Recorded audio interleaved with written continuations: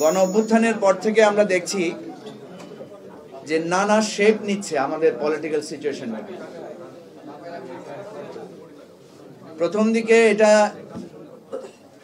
যেভাবে ছিল, এটা দিন যত গড়াচ্ছে এটা নানা রকমের রূপ ধারণ করছে। আমরা যদি ইকুয়েশনটা দেখি, সেটা হচ্ছে নির্বাচন, সংস্কার না বিচার, এটা নিয়ে আমরা অনেকদিন তর্ক করেছি।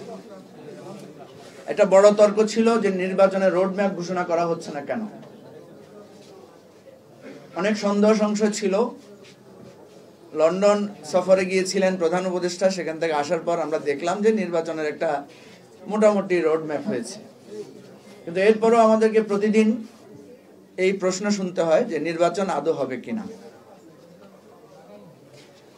আপনারা জানেন যে এখন মোটামুটি একটা ভাবনা আসছে যে নির্বাচন ফেব্রুয়ারিতে হবে, কারণ ফেব্রুয়ারি ছাড়া আমরা আর নির্বাচনের সম্ভাবনা দেখি না। বরং আমরা বারবার সবাই বলছি যে ফেব্রুয়ারিতে নির্বাচন না হলে দেশে আরেকটা সংকট দেখা দিবে।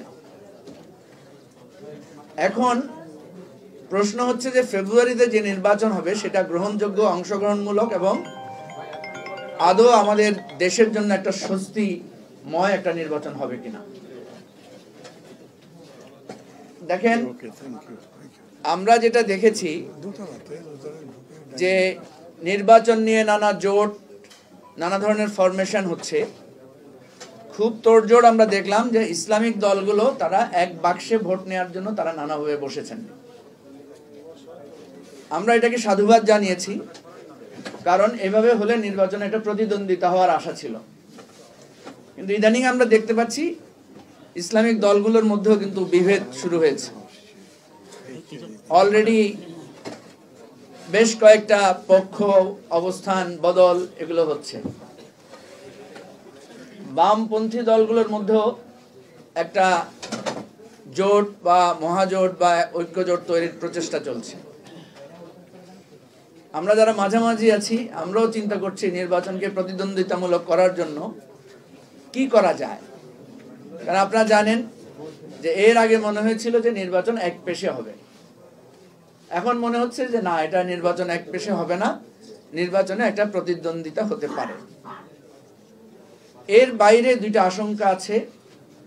একটা হলো আওয়ামী লীগ এবং জাতীয় পার্টি নির্বাচনে অংশগ্রহণকে নিয়ে, বা আওয়ামী পন্থী যে বলয়টা ছিল 14 দল, তাদের অংশগ্রহণ নিয়ে।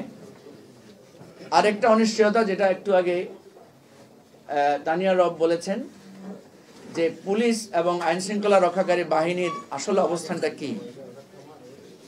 আমরা দেখছি যে পুলিশের একজন খুব উচ্চপদস্থ কর্তাকে আমি জিজ্ঞেস করেছিলাম, ধরেন যদি যেখানে বিএনপির প্রভাব বেশি সেখানে বিএনপি কিছু কেন্দ্র দখল করে বা বাক্স নিয়ে যায়, যেখানে জামাতের প্রভাব বেশি সেখানে জামাত যদি কিছু বাক্স নিয়ে যায়, আপনারা আদৌ কিছু করতে পারবেন কিনা।